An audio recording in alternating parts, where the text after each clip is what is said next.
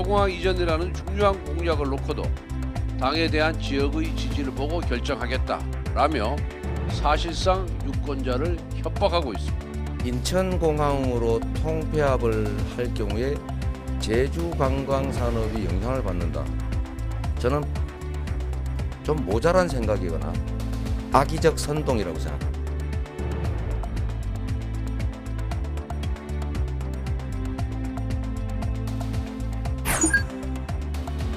돼지고기가 너무 많이 올라갔고 소비자들이 먹기에는 너무 부담감이 가고 예전보다 양을 많이 줄였지.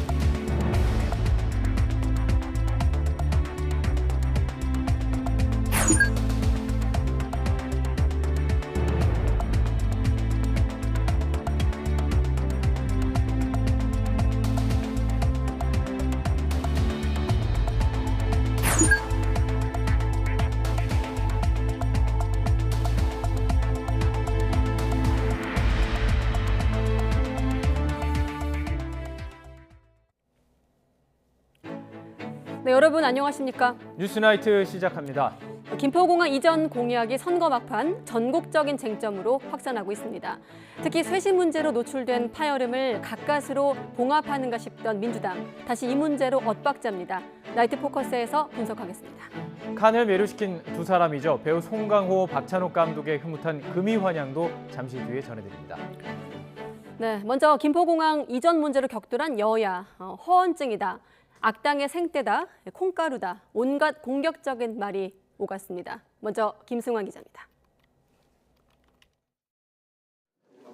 민주당의 수도권 서부표심 공약을 위한 김포공항 이전 카드에 대해 국민의힘은 허언증이자 유권자에 대한 협박으로 규정하고 맹비난했습니다. 민주당은 김포공항 이전이라는 중요한 공약을 놓고도 당에 대한 지역의 지지를 보고 결정하겠다라며 사실상 유권자를 협박하고 있습니다. 지역 현안이 걸린 국민의힘 오세훈, 김은혜 후보도 김포공항에 모여 한 목소리로 질타에 나섰습니다.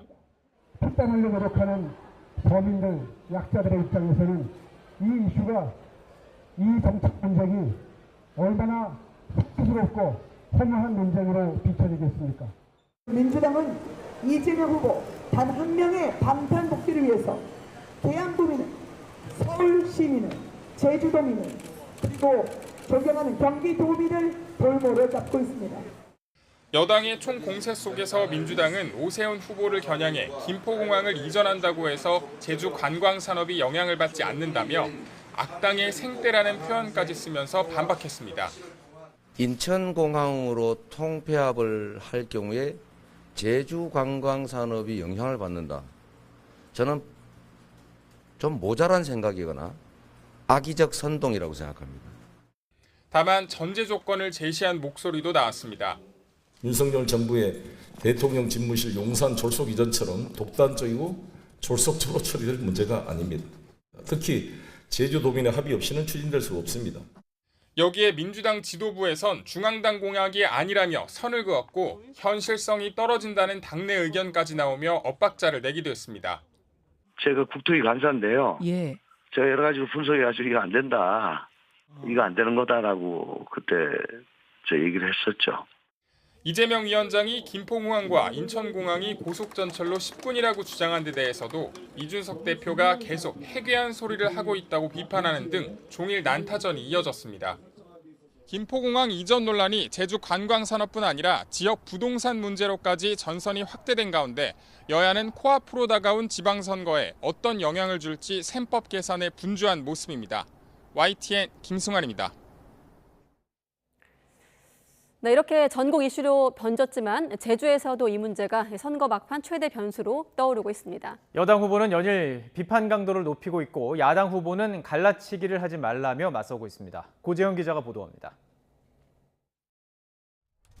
이재명 더불어민주당 인천 계양을 국회의원 후보는 김포 공항을 이전해 인천 계양과 경기도 김포, 서울 강서 등 수도권 서부를 개발하자는 공약을 발표했습니다. 김포공항은 기능을 분산하고 또 필요한 부분은 인천공항에 통합하되 김포공항은 이전을 해서 수도권 서부 개발하자며 발표한 김포공항 이전 공약이 오히려 지방선거 막판 제주 지역의 뜨거운 감자가 되고 있습니다.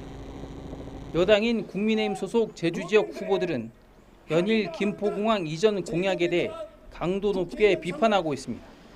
이 후보가 인천 계양을 해서 당선되기 위해 제주도민에게 불편을 강요하고 있다고 주장하고 있습니다. 제주 관광산업은 완전히 고사됩니다.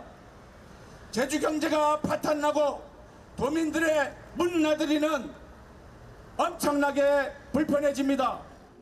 이에 대해 더불어민주당 소속 제주 지역 후보들은 김포공항 이전 문제는 결과적으로 여당과 정부의 몫이라고 맞서고 있습니다. 또 선거 막바지에 국민의힘이 도민을 갈라치게 하며 갈등을 일으키고 있다고 주장하고 있습니다. 김포공항 이전 발언과 관련해 악의적인 프레임 씌우기에 총력전을 펴고 있습니다. 제주경제 파탄 프레임으로 확산시키며 규탄대회까지 하고 도민을 회복시키는. 전문가들은 김포공항 이전 공약 논란이 제주 지방선거 막판 큰 변수라고 보고 있습니다. 경제적인 변수가 선거에서는 중요한 또 투표 기준이 될 수 있기 때문에 특히 젊은 세대, 경제 변수에 대한 영향을 많이 받는 중도층에게 큰 영향을 주는 변수가 될 것으로 봅니다. 이번 김포공항 이전 공약 논란이 선거 막판 제주 지역 표심을 요동치게 하고 있습니다. YTN 고재영입니다. 네, 그럼 선거를 이틀 앞둔 여야 분위기를 나누어서 보겠습니다. 먼저 국민의힘 여당의 수도권 후보들은 합동 유세를 통해서 정책 공조를 내세우며 막바지 총력을 다했습니다. 지도부도 충청, 경기 등 선거 판세를 좌우할 최대 격전지로 총출동에 힘을 보탰습니다. 김태민 기자가 보도합니다. 국민의힘 김은혜 경기지사 후보는 이른 아침 서울 강남에서 첫 유세에 나섰습니다. 내일 서울로 출근길에 나서는 경기도민들을 향해 교통 문제 해결을 약속하며 눈물로 지지를 호소했습니다. 저는 그 광역버스의 신설과 함께 합리적인 조정이 가능하도록 이미 작은 성공을 이뤄낸 바 있습니다. 열심히 하겠습니다. 꼭 일하고 싶습니다. 감사합니다. 동반 유세에 나선 오세훈 서울시장 후보도 초접전 승부 중인 김 후보에게 힘을 보탰습니다. 중앙정부와 서울시, 경기도의 정책 공조를 내세우며 수도권 후보들의 동반 상승 효과를 누렸습니다. 서울 경기가 함께하면 상승 효과, 시너지 효과가 날 수 있는 정책이 얼마든지 있고 그런 숙제들이 산적해 있어서 한 일주일 전에 우리 두 후보가 함께 하자 하는 것을 약속을 했습니다. 선거전이 막바지로 향하면서 당 지도부의 발걸음도 한층 더 분주해졌습니다. 최대 승부처로 꼽히는 충청권에서 닷새 만에 다시 현장 회의를 열고 지방 권력 교체 필요성을 거듭 강조했습니다. 대전도 이제 바뀌어야 합니다. 권선택, 허태정으로 이어오는 민주당의 대전시정 8년간 대전 경제는 정체되었습니다. 이어진 거리 유세전에서도 집권 여당이라는 간판을 내세워 지역 발전을 약속하며 대선 승리 기억을 상기시켰습니다. 윤석열 대통령께서는 충청권을 본인의 뿌리로 생각하는 그런 대통령이십니다. 저희가 대전에 더 많은 예산을 내려보내고 더 많은 일을 할 수 있도록. 지난 지방선거 참패의 서력을 다짐하고 있는 국민의힘은 잠정 우세라는 선거 판세에도 방심하지 않고 막판까지 승부처 공략에 총력을 기울인다는 계획입니다. YTN 김태민입니다. 네, 그리고 당 쇄신을 둘러싸고 내용을 거듭했던 민주당 지도부는 이재명 총괄선거대책위원장과 함께 이른바 원팀 행보를 부각했습니다. 한동안 마찰음을 냈던 윤호중, 또 박지원 공동비상대책위원장도 이렇게 손을 맞잡으면서 새 정부의 독주를 막아달라고 호소했습니다. 이번엔 김대겸 기자입니다. 결전의 날을 이틀 앞두고 민주당 지도부가 이재명 총괄선거대책위원장 지역구인 인천 계양을에 집결했습니다. 반드시 투표해야 이긴다며 이 위원장을 구심점으로 열세 판세를 반전하기 위해 한껏 낮은 자세를 취했습니다. 민주당에 대한 실망 역시 잘 알고 있습니다. 변명의 여지가 없습니다. 좌고우면하지 않겠습니다. 오직 국민만 바라보고 국민이 만족하실 때까지 혁신 또 혁신하겠습니다. 윤석열 정부의 독주를 막아내려면 최소한의 균형이 필요하다며 야당 후보 지지를 호소했습니다. 특히 쇄신론으로 갈등을 촉발한 박지원 비상대책위원장도 투톱 파트너인 윤호중 위원장과 다시 손을 잡고 원팀 행보를 재건했습니다. 미래 정책을 준비하는 민주당을 만들겠습니다. 치선 직후 5대 혁신안을 모두 실천해서 똑같은 약속을 다시 하는 일이 없도록 하겠습니다. 수도권 민심 공략에 더해 막판 추경 양상인 강원도에도 화력을 집중했습니다. 지역 수건인 강원특별자치도 법안이 민주당 노력으로 국회 문턱을 넘었다면서 원내 제1당과 이광재 후보에게 힘을 달라고 역설했습니다. 그동안 많은 정치인들이 강원특별자치도 약속을 해왔지만 그 약속을 현실로 만든 것은 이광재 후보이고 또 원내 제1당인 민주당입니다. 최대 격전지 경기도에선 국민의힘 김은혜 후보가 배우자 재산 등 16억 원을 축소 신고한 점을 고리로 파상 공세를 퍼부었습니다. 김 후보 측은 실무자의 실수라고 해명했는데 민주당은 선관위가 재산 신고 오류를 인정한 만큼 후보 사퇴 사유라고 압박했습니다. 김은혜 후보는 경기도민을 거짓과 위선으로 기만한 것도 모자라 투표일 당일까지 혼란에 빠뜨릴 매우 위험한 사람입니다. 정의당 지도부는 수도권 유세에 집중하며 거대 양당 틈바구니에서 진보정당의 존재감을 부각하는 데 사력을 다했습니다. YTN 김대겸입니다. 네, 그런가 하면 국민의힘 김은혜 경기지사 후보 측은 더불어민주당 김동연 경기지사 후보가 기획재정부 부총리 재직 시절에 최측근 업체에게 일감을 몰아줬다고 비판하기도 했습니다. 김 후보 선대위 소속 홍종기 대변인은 오늘 국회에서 기자회견을 열어 기재부가 지난 2017년 설에는 선물 세트를 우체국 쇼핑에 맡겼지만 김동연 부총리가 취임하고는 특정 업체에 대한 몰아주기가 시작됐다고 밝혔습니다. 이에 대한 근거로 홍 대변인은 김 후보가 부총리로 취임한 뒤 한국벤처농업대학과 관계 있는 곳에 3번의 명절 동안 2억 5천만 원 상당이 지급됐다면서 특히 해당 대학의 설립자가 과거 김동연 후보와 함께 근무한 이력이 있다는 점을 언급하면서 이렇게 주장했습니다. 이에 대해 김동연 후보 측은 보도자료를 통해 일감 몰아주기 주장은 사실이 아니라면서 국가계약법 관련 규정에 따라 엄정하게 진행됐다고 반박하면서 허위사실 유포에 대해 강력히 법적 대응할 예정이라고 덧붙였습니다. 네, 공직자 인사검증 업무의 법무부 이관에 대해서 한동훈 법무부 장관이 의미 있는 진전이라는 작심 발언으로 각종 논란을 반박했습니다. 하지만 야권을 중심으로 사법부 독립성 침해와 삼권 분리 파괴라는 비판까지 나오면서 논란이 가라앉지 않고 있습니다. 오철희 기자가 취재했습니다. 매일 아침 출근길 기자들의 질문에 일체 언급을 자제하고 있는 한동훈 법무부 장관이 김명수 대법원장을 예방하기에 앞서 작심한 듯 입을 열었습니다. 이른바 왕 장관 논란이 가라앉지 않고 있는 공직자 인사검증 업무의 법무부 이관에 대해 오히려 의미 있는 진전이라면서 당위성을 부각하고 나선 겁니다. 과거에 있었던 그 정치 권력의 내밀한 비밀 업무라는 영역에서 늘공들의 통상 업무로 감시받는 통상 업무로 전환되는 의미 있는 진전이라고. 특히 관행적으로 국회에 출석하지 않는 청와대 민정수석 대신 국회와 감사원, 언론의 민주적 통제가 가능해졌다는 점을 이렇게 역설했습니다. 기자님들이 인사검증이라는 업무에 대해서 이렇게 책임자였던 민정수석이라든가 공직기강 비서관에게 질문해 보신 적이 혹시 있으실까요? 저는 없을 거라고 생각합니다. 이제는 그게 가능해지는 거고요. 하지만 야권과 시민단체는 거듭 날을 세웠습니다. 더불어민주당은 윤석열 대통령 임기 중 대법관과 헌법재판관 등 최고법관 23명 중 22명이 교체된다는 점을 집중 거론하면서 이에 대한 인사검증까지 법무부가 맡게 되면 사법부 독립성 침해이자 삼권분립 파괴라고 맹비난했습니다.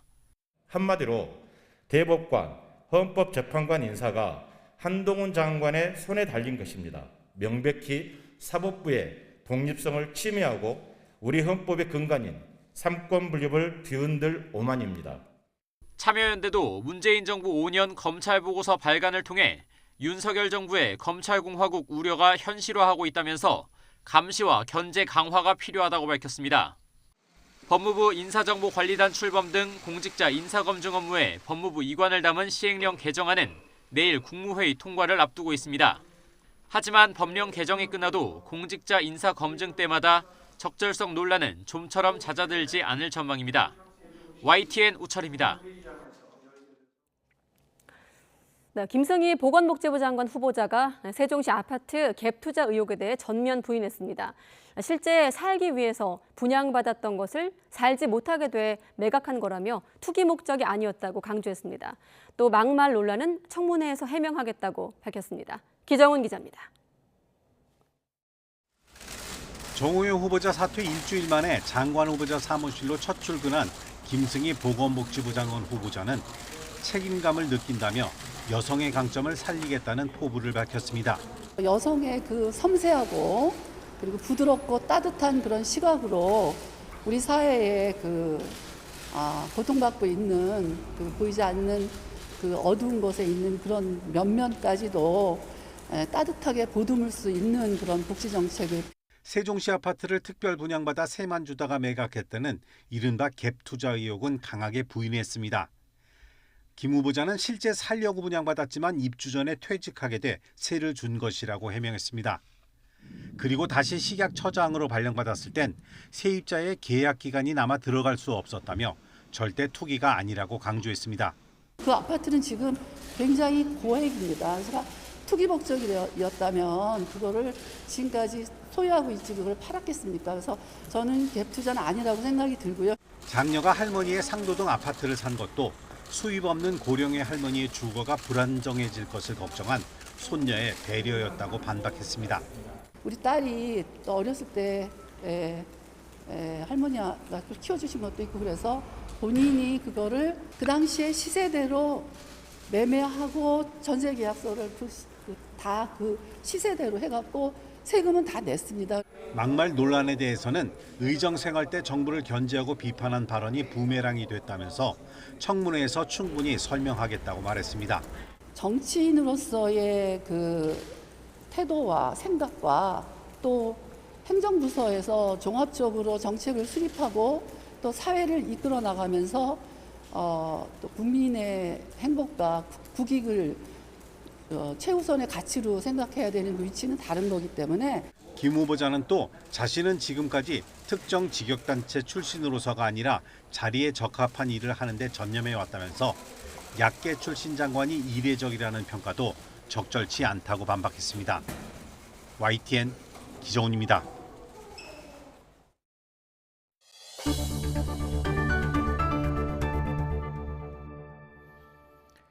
코로나19 방역 조치로 피해를 본 소상공인과 자영업자에 대한 손실보전금 지급 첫날인 오늘 108만 건의 신청이 접수됐고 96만 건, 6조 원에 가까운 돈이 지급된 것으로 집계됐습니다. 최대 1,000만 원까지 받을 수 있는데 여행업이나 공연 전시 등 피해 규모가 큰 업종은 적어도 700만 원 이상을 받게 됩니다. 보도에 박홍구 기자입니다. 국회에서 추가 경정 예산안이 진통 끝에 처리되고 국무회의에서 확정되자 정부는 반나절도 안 돼 소상공인 손실보전금 집행 절차를 진행했습니다. 과세 자료를 확보해 지급 대상과 금액을 미리 산정해 놓은 것입니다. 모든 사람들에 대해서 많이 이렇게 드리는 것보다는 사회적인 약자, 어려우신 분들에 대해서 두텁게 그렇게 지원을 하자 하는. 손실보전금은 소상공인과 소기업, 중기업 가운데 2020년 또는 2021년 매출이 1년 전에 비해 감소한 371만 명이 지원 대상입니다. 매출 감소가 이미 확인됐기 때문에 별도 서류 제출 없이 사업자 등록번호 입력과 본인 인증 등 간단한 절차만 거치면 신청이 완료됩니다. 첫날은 짝수 사업자 등록번호를 가진 161만 개 사업자에게 안내 문자가 발송돼 오후부터 지급이 개시됐습니다. 둘째 날은 홀수 사업자가 6월 1일부터는 홀짝 구분 없이 신청할 수 있습니다. 다수의 사업체를 경영하는 25만 개사는 6월 2일부터 신청이 시작됩니다. 매출 구간을 2억 미만, 2억에서 4억, 또 4억 이상으로 나누고 매출 감소율은 40%, 40에서 60%, 60% 이상으로 세분화해 최소 600만 원에서 최대 1000만 원까지 지급됩니다. 특히 사회적 거리두기 조치로 타격이 큰 여행업과 항공운송업, 공연전시업, 스포츠시설 운영업 등에 대한 지원을 강화했습니다. 여행업 등 매출 감소율 40% 이상인 50개 업종과 방역 조치를 이행한 연매출 50억 원 이하 중기업은 최소 700만 원, 최대 1000만 원을 상향하여 지원합니다.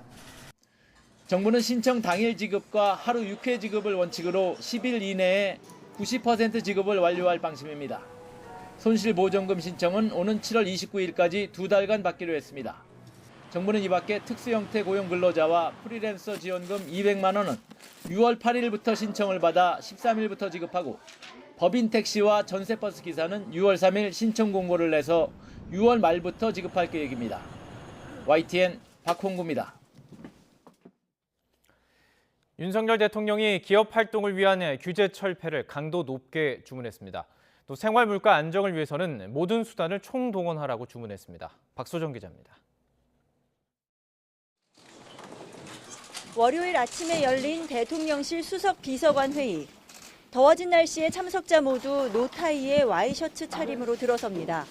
다음 주부터는 반팔도 입고 이래야 되겠네. 6월이라서.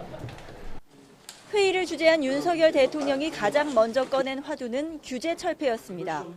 대기업들이 앞으로 5년 동안 1,000조 원 넘는 투자와 30만 명 이상의 채용 계획을 발표한 것을 언급하면서 이젠 정부가 기업 투자를 가로막는 규제를 풀어 화답할 때라고 말했습니다. 모든 부처가 규제 개혁에 뛰어들라고 주문하면서 이렇게 강조했습니다.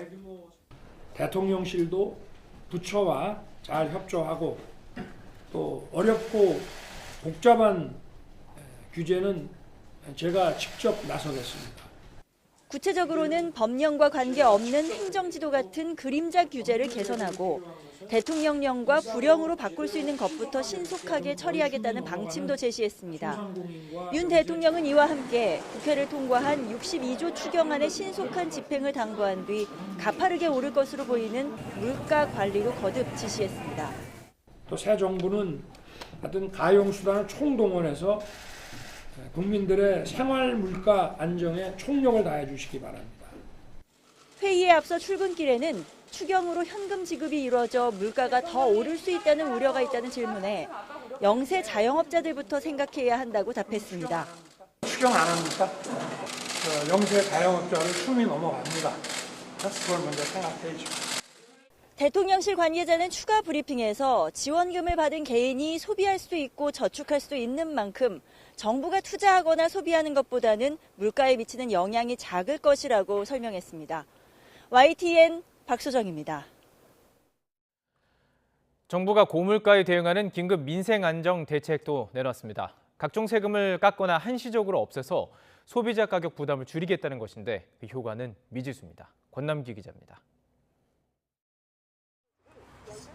기름값부터 먹거리 가격까지 줄줄이 뛰며 서민들을 옥죄는 가운데 14년 만에 5%대 물가가 닥쳐올 거란 암울한 전망이 나옵니다. 당분간 물가에 보다 중점을 두고 통화정책을 운영할 필요가 있다고 판단하고 있습니다. 한국은행이 물가를 잡으려 15년 만에 2달 연속 금리를 올린 가운데 정부도 관련 대책을 내놨습니다.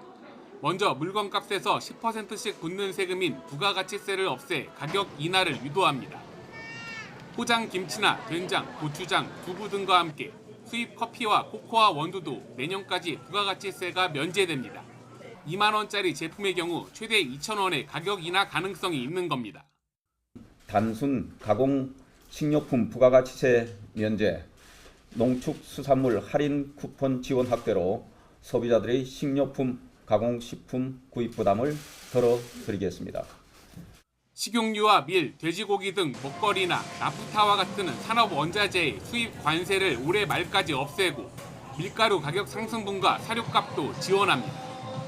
승용차를 살 때 내는 개별 소비세는 감면 기한을 6개월 연장하고 이른바 5G 중간 요금제로 통신비 부담도 줄여보겠다는 계획입니다. 소비자 평균 데이터 사용량을 고려한 적정 수준의 5G 중간 요금제를 3분기부터 출시 유도하여 정부는 이번 정책으로 매월 물가 상승률을 0.1%포인트 정도 낮출 수 있을 거로 보고 있지만 여전히 아쉽다는 평가도 나옵니다.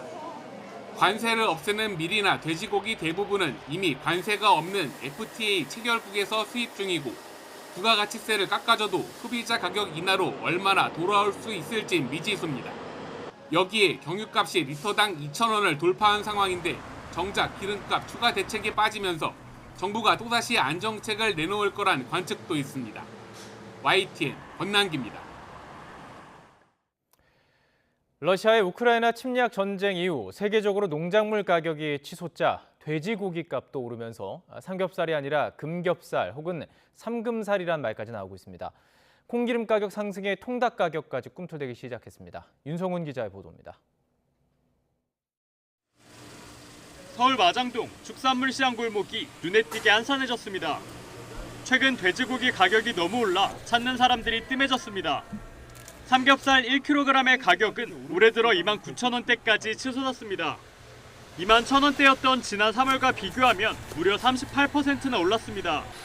가격이 이렇게 오르다 보니 메뉴판 가격까지 무의미해졌습니다. 소비자들이 비싸니까 덜 먹게 되고 여기 이제 마장동 우시장이지만은 찾아오시는 분들도 좀 발길이 뜸해졌습니다. 앞으로가 문제일 것 같아요. 돼지고기 가격이 이처럼 급등한 건 사료로 쓰이는 밀, 옥수수와 같은 농작물 가격이 세계적으로 폭등했기 때문입니다. 러시아의 우크라이나 침략 전쟁 영향 탓입니다.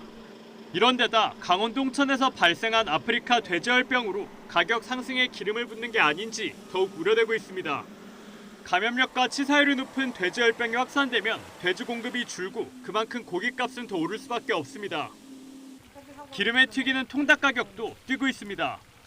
콩과 옥수수 가격이 비싸지자 자연스럽게 기름값도 덩달아 올랐기 때문입니다. 많이 어렵고 식용유가 뭐 10% 20%가 아니야. 지금 물론 폭등을 해요. 27,000원 하던 게 이제 6만 원이야 6만 원. 닭이 왜 이렇게 비싸요 하는 사람도 있어. 대표적인 서민 음식으로 불리는 돼지고기와 통닭 가격이 치솟자 소비자들은 지갑 열기가 두렵습니다. 돼지고기가 너무 많이 올라갔고 소비자들이 먹기에는 너무 부담감이 가고 예전보다 양을 많이 줄였지. 살까 말까 망설이고요. 또 항상 고민하게 돼. 그 앞에 서가지고 고민하게 돼요. 결국 못 사고 돌아설 때가 많죠. 정부가 연말까지 돼지고기와 식용유 등 식품 원료 7종에 대한 관세를 면제하겠다고 했지만 세계적인 물가 급증 상황인 만큼 당장 효과를 보기는 쉽지 않아 보입니다. YTN 윤성훈입니다.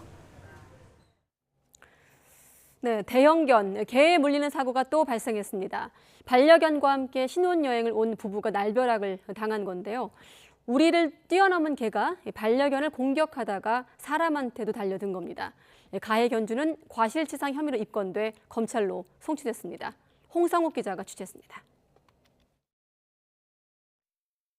강아지와 함께 산책을 나온 부부. 갑자기 보더콜리 한 마리가 달려듭니다. 깜짝 놀란 여성이 강아지를 팔로 들어올렸지만 뛰어올라 공격합니다. 몸으로 반려견을 감싸는 여성. 그러자 사람에게도 달려듭니다. 강원도 양양으로 반려견과 함께 신혼여행을 온 부부가 봉변을 당한 건 지난 19일 오전 10시쯤.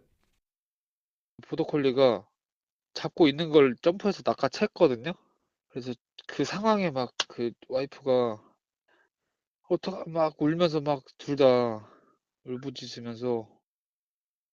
아내는 팔과 다리에 상처를 입었고 생후 6개월 반려견 역시 곳곳에 이빨 자국이 생겼습니다. 간신히 정신을 차리니 공격한 개는 이미 사라진 뒤였습니다. 경찰이 수소문 끝에 가해 견주인 A씨를 찾았지만 A씨는 처음엔 우리의 가둬둔 개가 밖으로 나갈 일이 없다고 생각해 자신의 개가 아니라고 답했습니다. 경찰은 A씨를 과실치상 혐의로 입건해 사건을 검찰로 넘겼습니다. 울타리 안에다 가둬놨는데 그 지붕 공사가 이제 덜 됐는데 그걸 뛰어넘어가지고 한 거라. 지금 그 과실이라면 그게 과실이죠. 소방청에 신고된 것만 해마다 2,000명 이상이 개에 물리는 피해를 보고 있습니다. 최근 충남 태안에서는 7살 아이와 어머니가 맹견에게 공격당했고 지난해 12월 강원도 춘천에서도 사냥개 3마리가 80대 노인을 공격했습니다. 자신의 개는 사람이나 다른 개를 공격하지 않을 것이라는 착각과 아니란 생각에 반복되는 사고. 피해자에게는 끔찍한 악몽으로 남았습니다. 전혀 못 잤거든요. 잠을 전혀 못 자고 실생활이 안 돼요. 그래서 출근도 못 하고 병원만 뭐 왔다 갔다 계속 하다가 그게 너무 힘들었죠.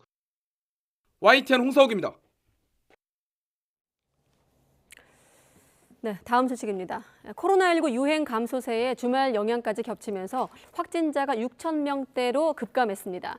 하지만 정부는 에어컨 사용 등으로 올해도 여름철 재유행 가능성이 크다고 예측하고 있습니다. 대신에 유행 규모는 크지 않을 것으로 내다봤습니다. 이영원 기자입니다. 코로나19 신규 환자는 6천 명대로 급감했습니다. 지난 1월 19일 5천여 명이 확진된 이후 131일 만에 최소 규모입니다. 유행 감소세에 검사 건수 적은 주말 영향까지 겹치면서 확진자 감소폭이 컸습니다. 환자 자체가 줄면서 위중증 사망 피해도 안정적으로 관리되고 있습니다. 위중증 환자는 사흘째 100명대를 기록했고 숨진 환자는 9명으로 지난해 11월 1일 이후 7개월 만에 한 자릿수로 내려왔습니다. 확진 피해 규모 모두 줄고 있지만 정부는 여름철 재유행 가능성을 거듭 강조했습니다. 더위에 에어컨 가동으로 실내 환기가 어려워지면 확진자가 다시 늘 수 있다는 겁니다. 지난 2년 여름마다 반복됐듯이 중규모 유행이 가능하다는 건데 앞서 정부는 최대 20만 명 확진을 예상했습니다. 날씨가 점점 더워지고 또 밀폐된 그 실내에서 에어컨을 가동하는 시간이 길어지기 때문에 감염 위험은 높아지게 됩니다. 재유행이 온다고 했었을 때 전문가들의 예측은 한 10만에서 20만 정도를. 한편 확진자 감소에 경증 환자 격리시설인 생활치료센터는 이달까지만 운영됩니다. 낮은 가동률에 단계적으로 운영을 축소해왔는데 현재는 3.6%까지 떨어졌습니다. 정부는 재택치료가 어려운 주거 취약계층이 피해를 보지 않도록 생활치료센터와 비슷한 시설을 만들거나 돌봄 인력 파견 등 지자체별 대책을 마련하고 있습니다. YTN 이영훈입니다. 네, 그런가 하면 세계 각국에서 원숭이 두창 확진자가 잇따르면서 SNS를 중심으로 괴담 수준의 음모론이 확산하고 있습니다. 전문가들은 이들 소문이 대부분 근거 없는 거라며 코로나19 때와 상황이 다르다고 밝히고 있습니다. 어떻게 다른지 김영근 기자가 보도합니다. 원숭이 두창과 관련해 가장 흔한 소문은 곧 코로나19처럼 확산할 것이라는 겁니다. SNS에는 도시 봉쇄에 대비하라고 선동하는 글이 올라오고 있습니다. 하지만 과학자들은 터무니없는 거짓 주장이라고 밝히고 있습니다. 원숭이 두창은 코로나19보다 훨씬 전염력이 낮아 확산 가능성이 적다는 겁니다. 게다가 천연두와 유사해 이미 백신과 치료법도 존재합니다. But it isn't terribly infectious in normal circumstances, so clusters of cases normally die out quite quickly just by themselves. I think this is not a disease the general public should be worried of. It's not like COVID or other diseases that spread fast. So 이번 원숭이 두창이 생화학 무기로 실험실에서 만들어졌을 것이라는 음모론도 퍼지고 있습니다. 하지만 이 역시 사실이 아닙니다. 지금 퍼진 원숭이 두창 바이러스의 유전자 서열은 서아프리카에서 흔히 보이는 종류입니다. 인위적으로 조작된 변이가 아니라는 겁니다. The mutation rate is much lower than for RNA viruses, and so it's a very stable virus. So we don't yet have evidence that there's mutation in the virus itself. 특히 러시아와 중국 SNS에서는 미국이 의도적으로 퍼뜨렸다는 주장이 퍼지고 있습니다. 빌 게이츠가 돈을 벌기 위해 퍼뜨렸다는 음모론도 돌고 있습니다. 심지어 코로나19 백신 접종 때문에 발병한다는 괴담까지 나오고 있습니다. 하지만 이런 의혹 모두가 근거 없는 것이라고 과학자들은 일축하고 있습니다. 전문가들은 이런 괴담 수준의 악성 글이 SNS를 통해 퍼지면서 불안과 불신을 조장하고 있다며 대책 마련을 촉구했습니다. YTN 김영근입니다. 칸 영화제에서 이관왕의 쾌거를 이루며 한국 영화사의 새 역사를 쓴 감독과 배우 금이 환영했습니다. 배우 송강호와 박찬욱 감독은 겸손한 수상 소감을 밝히면서 다시 영화로 만날 날을 기약했습니다. 최하영 기자가 보도합니다. 배우 송강호가 진짜 칸의 남자가 되어 돌아왔습니다. 한국 배우 최초로 칸 나무주연상을 품은 송강호는 한국 영화 팬들에게 공을 돌렸습니다. 한국 영화를 사랑해 주시는 영화 팬 여러분들의 사랑과 어떤 성원이 없었다면 가능했을까 이런 생각이 듭니다. 한국 영화 20년 만에 두 번째 칸 감독상을 들어올린 박찬욱 감독 역시 엉뚱한 상을 받았다며 겸손하고도 재치 있는 소감을 남겼습니다. 제가 원했던 상은 남녀 연기상이었는데요. 그 엉뚱한 상을 받게 돼서 저 감독하고 일을 하면 좋은 상을 받게 해주는구나. 그런 인식이 생기면 다음 작품 캐스팅할 때 도움이 되거든요. 아쉽습니다. 예. 또 대중과 거리가 먼 예술 영화로 여겨질까 우려된다며 그런 선입견은 버려달라고도 당부했습니다. 칸 영화제에서 이관왕의 기록을 쓴 두 사람은 훗날 다시 영화로 만날 날을 기약했습니다. 그래서 박찬욱 감독님하고는 워낙 20년 지기고 또 언젠간 또 모르죠. 같이 작업할 수 있는 날이 곧 오리라고 생각합니다. 국제 스타가 되어버려서 저한테까지 차례가 돌아올지 모르겠습니다만은 당연히 저로서는 언제나 함께 일하고 싶은 첫 번째 배우죠. 예. 이번 칸 영화제는 처음 레드카펫을 밟아본 배우들에게도 잊지 못할 순간이 됐습니다. 정말 잊지 못할 너무너무 재밌는 시간 보내고 왔는데 많은 분들이 환대해 주셔서 또 기분 좋은 마무리가 될 것 같습니다. 박찬욱 감독님 덕에 처음 갔다 와서 많은 걸 보고 즐기고 또 영화도 알리고 아주 의미 있는 시간 보냈던 것 같습니다. 칸을 매료시킨 영화 브로커와 헤어질 결심은 다음 달 관객들을 만날 예정입니다. YTN 최하영입니다.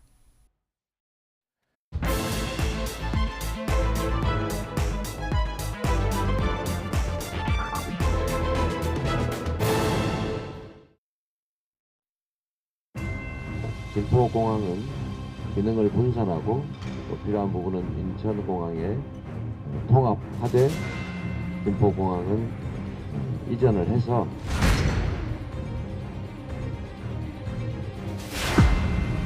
바로 이곳 제주도로 오는 대부분의 여행객들은 김포공항을 통해서 오게 됩니다. 제주도 관광산업을 말살시키기 위한 이런 행동에 적극적으로 대처하십시오. 제주도가 호구냐 이렇게 외쳐주셔야 합니다.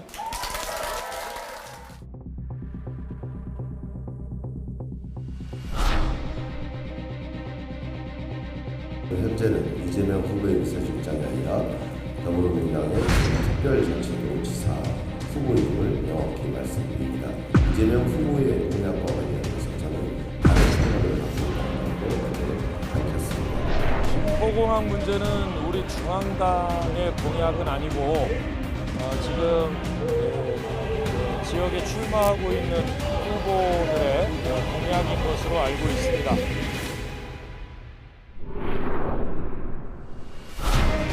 북쪽에는 북한이 있습니다. 북쪽 슬롯을 인천공항은 사용을 못합니다. 그래서 슬롯을 획기적으로 늘리지 않는 이상은 제주로 가는 국내선을 처리할 여력이 지금 잘 없습니다. 수당 안에서 이재명 후보 나만 살고 봉지는 다 죽이자 이런 식의 정책을 선거를 하고 있다고 밖에 보입니다.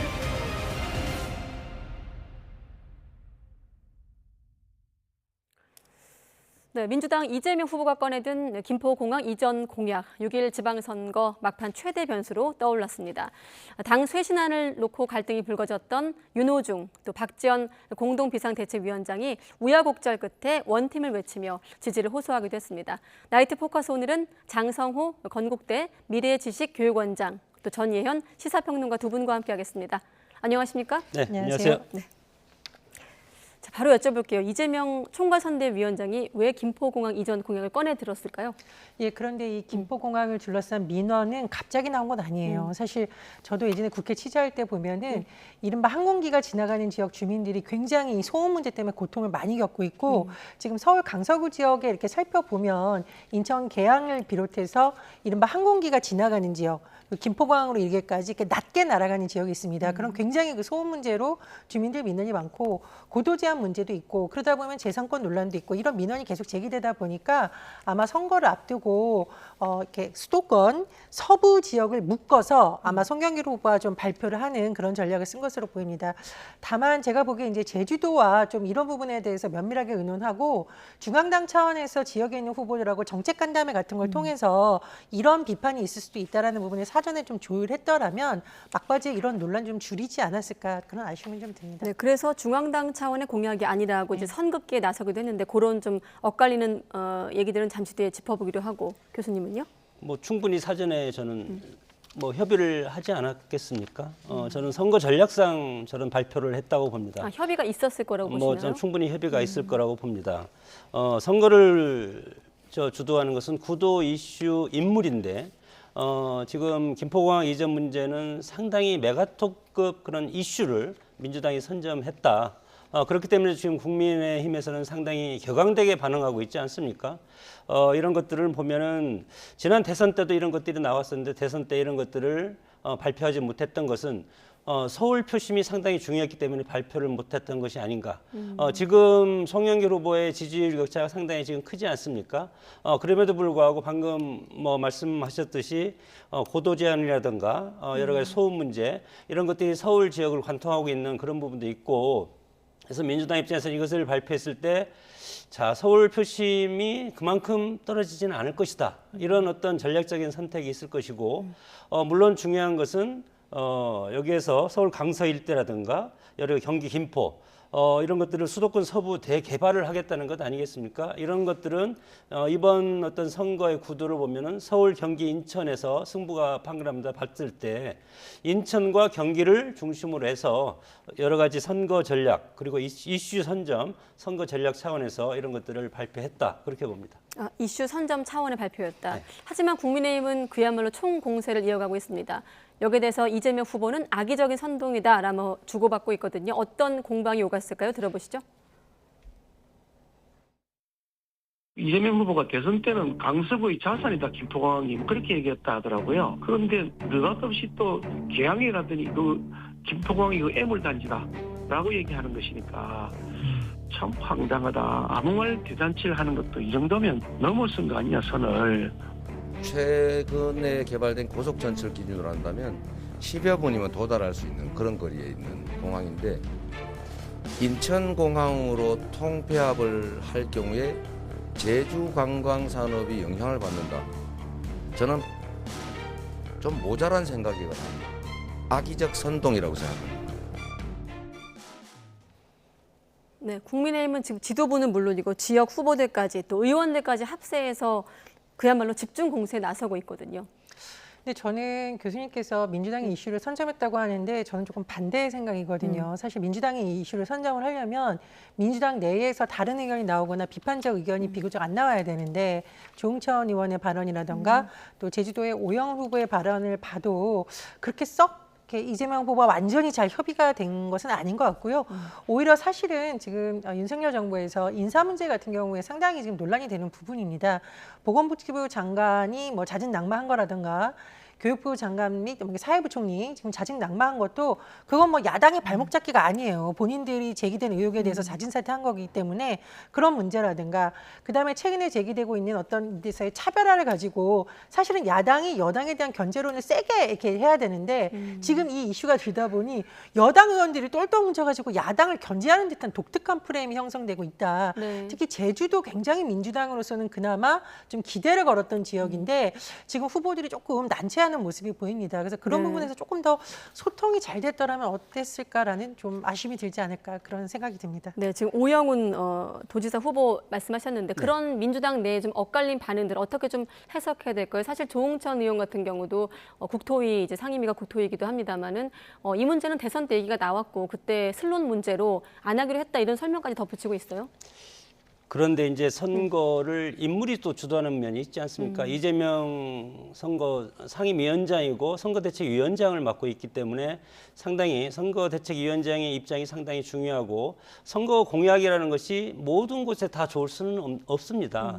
이것들 어떤 걸 보면 정치적으로 계산 셈법이 나와서 제가 보기에는 제주도는 그래도 어느 정도 일정 부분 격차가 있지 않습니까? 네. 그리고 지금 이 김포공항 이전이라는 것은 공약이지 앞으로 추진하겠다는 어떤 계획을 토론을 해보겠다는 거지 네. 이것을 완벽하게 실현하겠다는 건 아니지 않습니까? 이런 상황에서 허허실실전법, 성동격서전법 저는 뭐 그런 것들을 선거 전략상으로 저는 쓰고 있다고 애초에 좀 말씀을 드렸지만 네. 지금 그런 차원에서 지금 접근한 것이 아닌가.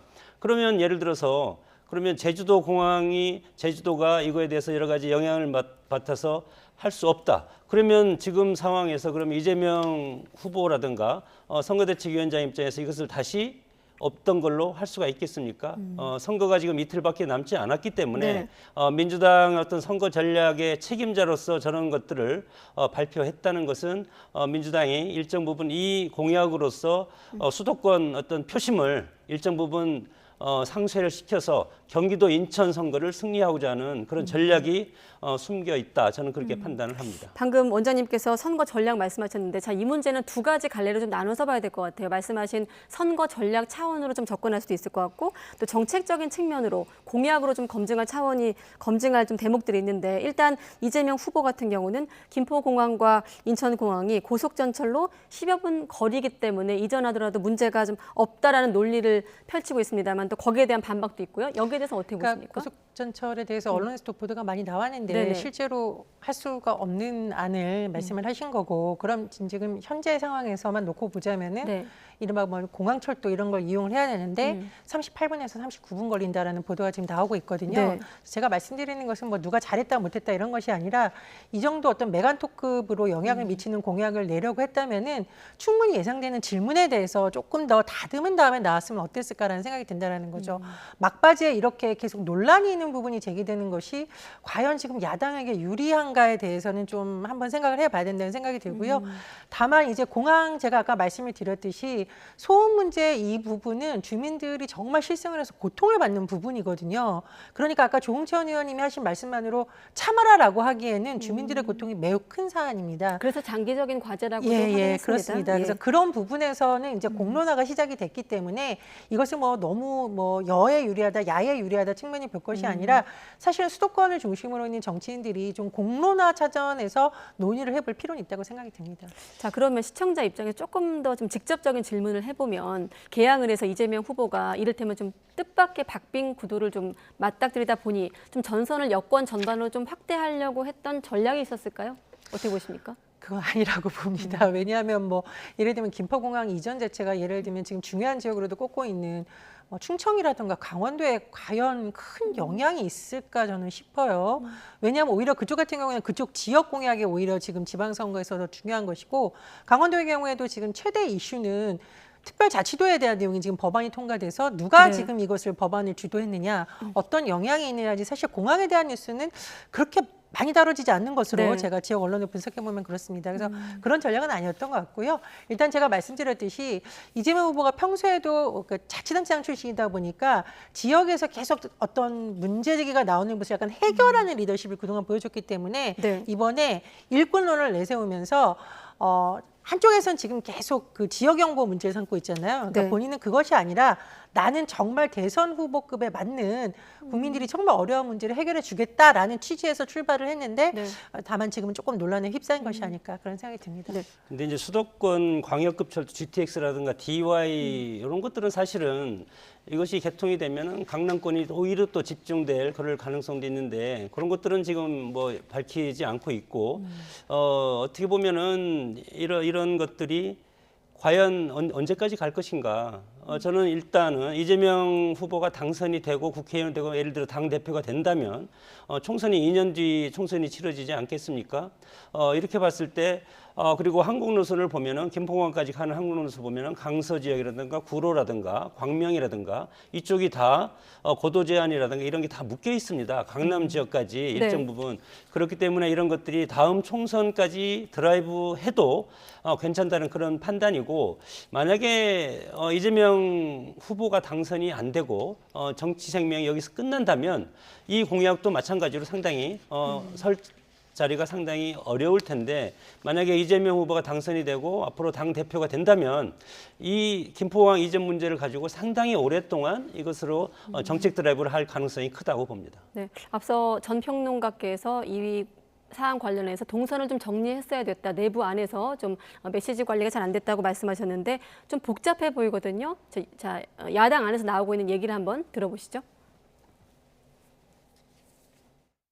김포공항 이전 공약은 이 중앙당 공약은 아니고요. 각 지역에서 이 자기들의 입장에서, 자기 지역 입장에서 이 정책 제안을 하는 것인데요. 그러나 이 김포공항 이전 문제는 한두 지역에서 결정할 수 있는 문제가 아니고요. 최근에 불거진 김포공항 이전 논란과 관련해서 중앙정치권이 정쟁의 수단으로 삼았고, 그리고 선거에서 각 후보 진영의 논리에 따라 대응을 했던 것은 사실입니다. 그 논의 과정에서 저희 동의를 없었다고 생각합니다. 저희 동의의 생각을 들어보고 저희 동의의 판단을 존중해주는 중앙정치권의, 여야 정치권의 자세가 필요하다는 점을 말씀드립니다.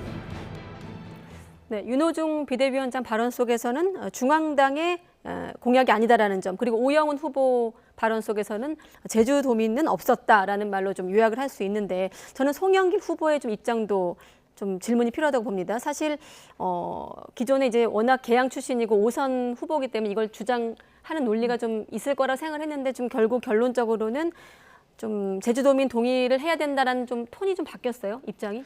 저는 이제 오영훈 더불어민주당 제주도지사 후보 발언 중에 가장 주목해서 본 것이 논의 과정에서 제주도민은 없었다라는 부분입니다. 그러니까 국민의힘에서도 지금 당장 김포공항 뭐 이전하면 망할 것처럼 얘기하는 것은 굉장히 사실 선동적인 것이죠.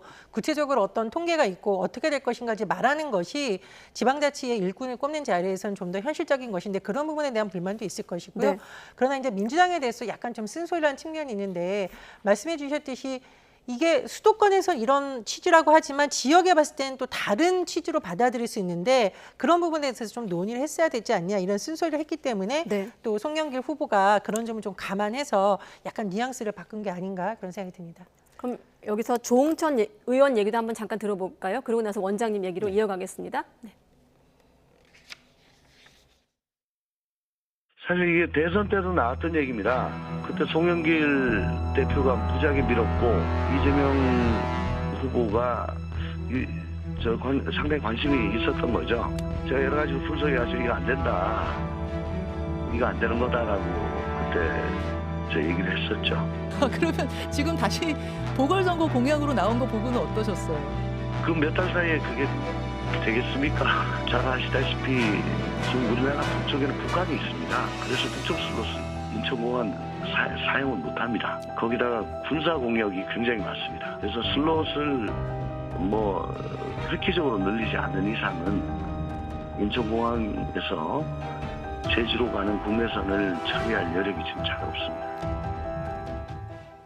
네, 조홍천 비대위원이 이제 북한 얘기도 하긴 했습니다만, 참고로 슬롯이라고 하는 건 이제 시간당 항공기 이착륙 대수를 좀 말하는 것이고, 참고로 말씀드렸고, 조홍천 비대위원 발언까지 포함해서 질문 드리면요. 예. 뭐 과거에서 뭐 대선 직전에 이런 논의가 있었고, 그리고 이제 그것을 지금 갑자기 직전 지방선거 2-3일 전에 이걸 공약을 발표하지 않았습니까? 그만큼 이제 충격이 컸고, 네. 송영길 대표 후보 마찬가지로 만약에 이것이 제주도민이 찬성하지 않으면 그걸 하지 않겠다, 공론화 과정을 거치겠다. 그렇기 때문에 파괴적인 공약이지만 공약은 공약이지 않습니까? 네. 그렇기 때문에 일정 부분 이런 것들도 노이즈 마케팅 측면에서 보더라도 일정 부분 국민적 관심을 끌기에는 충분하다. 저는 그렇게 보고 이런 것들이 실현될 수도 있고 실현되지 않을 수도 있다. 다만 이런 것들은 앞으로 지방선거 끝나면 앞으로 2년 동안의 시간이 있지 않습니까? 총선까지. 그렇기 때문에 2년 동안 이런 것들을 상당히 심도 있게 논의를 했을 때 국민의힘과 민주당 사이에 상당히 치열한 각축전을 벌이고 이걸 가지고 또 국민들이 상당히 또 분열될 가능성도 있지 않을까 이렇게 생각이 드는데 송영길 대표가 구체적으로 얘기한 것은 강남 주민은 청주공항을 앞으로 이용해라. 그리고 워커힐 동쪽은 원주공항을 이용하면 된다.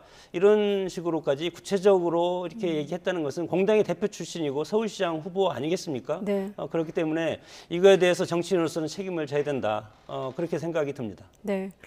지금 뭐 제주 지역을 워낙에 지금 지방선거 국면에서 물론 접전 지역으로 좀 소개를 하긴 했습니다만 요 며칠 도민 입장에서는 뉴스를 보시다가 눈이 휘둥그레질 만큼 지금 표심이 좀 흔들리는 지역으로 분류가 되고 있거든요. 자, 이 문제 관련해서 지금 보면은 경기와 제주, 서울 이렇게 좀 직접적인 좀 이해관계가 맞닿아 있는 지역을 좀 이렇게 볼 수 있을 텐데 저희가 지금 오늘 기사 제목처럼 전국구 어떤 쟁점으로 부각할까 뭐 하루 남긴 했습니다만 민주당 입장에서 지금 하루 남은 시점에서 어떻게 좀 동선 정리를 해야 될까요?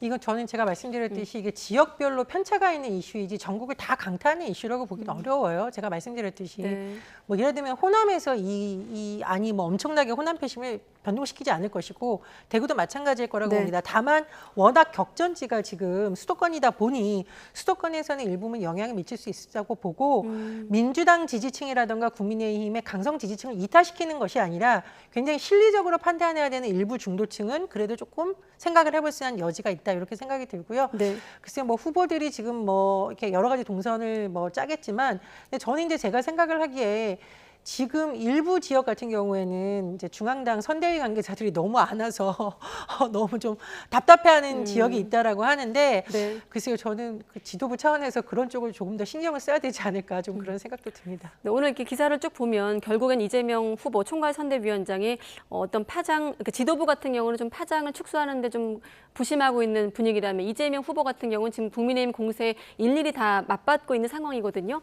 원장님은 어떻게 보십니까?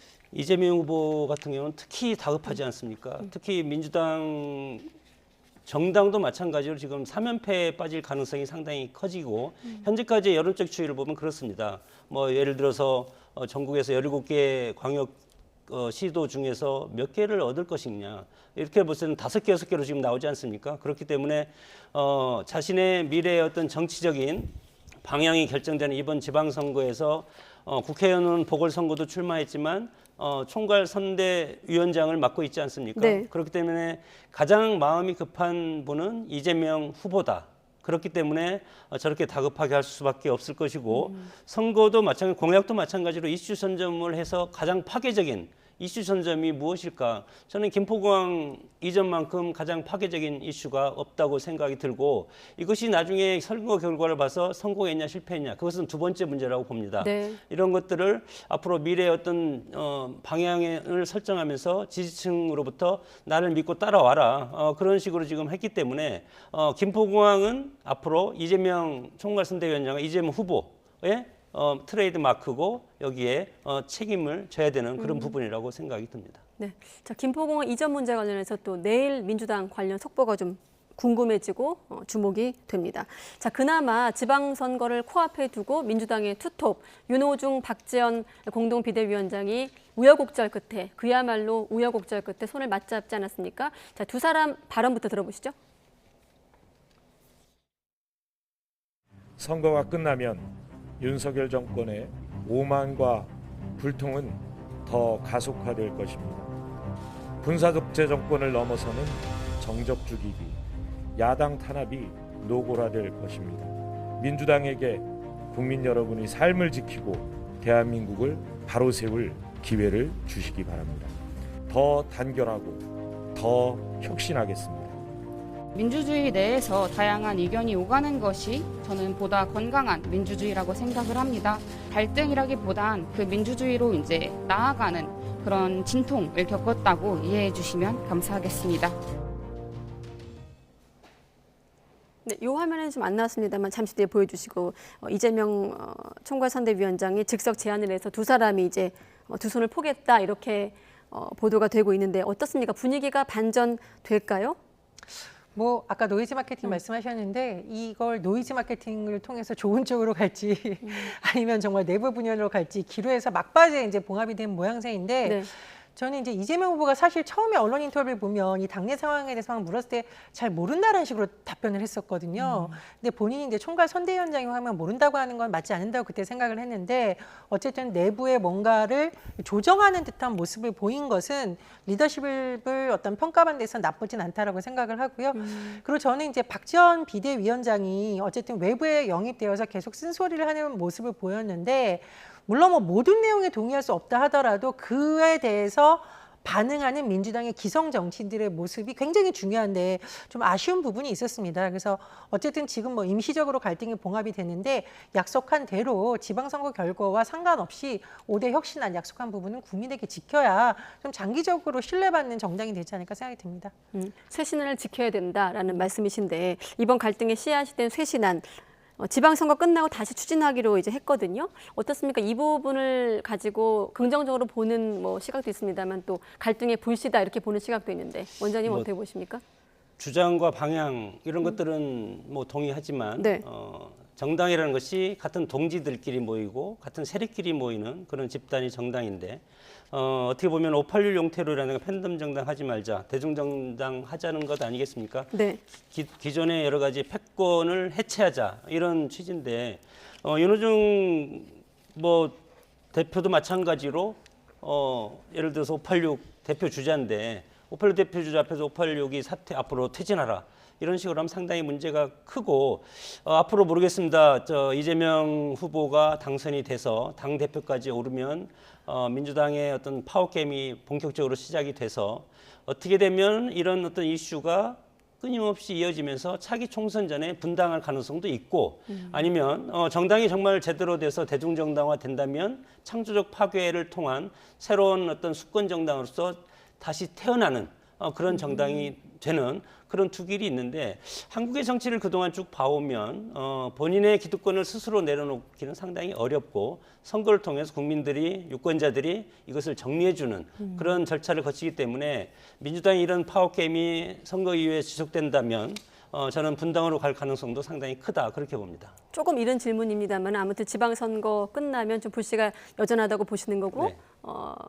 극단적으로 이제 분당까지 볼 수도 있다라고 전망하시는데 평론가님은요? 이제 말씀을 해주신 부분에서 동지들끼리 뭉치는 게 정당인 건 맞죠. 근데 문제는 뭐냐면 민주당이 그동안 몇 번의 선거에서 국민에게 심판을 받았던 부분은 너무 그런 문화가 강해져서 일부 부작용, 예를 들면 온정주의, 그리고 이제 성범죄 같은 경우에도 발생한 것도 문제이지만 그 이후에 대처가 과연 그러면 정말 냉정하게 제대로 처리했느냐 이런 부분이 계속 겹친 것이거든요. 박지원 비대위원장이 지금 제기하고 있는 부분은 내부의 시선으로 본 것이 아니라 바깥에서 제기되는 시선으로 보았다는 점에서 저는 이제 초점을 맞추고 있는 것입니다. 이제 파워게임과는 별개로 그런 부분은 좀 민주당에서 자성이 필요하다고 보고요. 두 번째로 사실 민주당이 지금 과연 국민들에게 큰 기대를 받는 정당인가에 대해서도 한번 점검이 필요하다고 봅니다. 네. 지금은 선거 국면이니까 다들 원팀을 이루고 있지만 아마 선거 끝나고 나면은 선거 승패에 따라서 또 전당대회를 놓고 뭐 누가 책임이 있느냐, 누가 공이 있느냐 이런 것으로 갈 가능성이 높은데 뭐 어쨌든 이제 선거 결과를 지켜봐야겠습니다. 제가 말씀드리고 싶은 것은 그럼에도 불구하고 간만에 그래도 비대위원장이 저렇게 나서서 쓴소리를 한 것을 소모시키지 말고 좀 건강한 쪽으로 발전을 시키면 어떨까 그런 제안을 드리고 싶습니다. 네. 근데 저런 것들을 건강한 쪽으로 발전을 시키려면 강력한 리더십이 필요한데 강력한 리더십이 민주정당, 대중정당을 지향하는 그리고 원내정당화하는 세력에서 그런 강력한 힘이 지금은 필요하지만 상당히 어렵다. 그리고 민주당이 지금 너무 커져 있습니다. 170석의 거대 정당이기 때문에 이 거대 항공모함을 끌고 갈 수 있는 지도력이 나오기가 상당히 어려운 상황이라고 봅니다. 네, 아까 이재명 후보가 국민이 만족할 때까지 혁신 또 혁신하겠다고 했는데 그 만족할 때까지 어떤 눈높이가 국민이 보는 눈높이도 다르고 또 민주당 안에서 보는 눈높이도 좀 다른 것 같습니다. 자, 민주당 질문 하나만 더 하고 다음 질문 넘어갈 텐데 일단 이재명 총괄 선대위원장에 대한 어떤 평가라고 해야 될까요? 좀 해석이 다른데 한쪽에서는 그대로 전하면 큰 재미를 못 봤다. 이를테면 이재명 효과를 얘기하는 건데 또 김남국 의원 같은 경우는 사전 투표를 보면 지지층이 결집했다 이렇게 좀 해석을 하고 있는데 원장님은 어떻게 보십니까?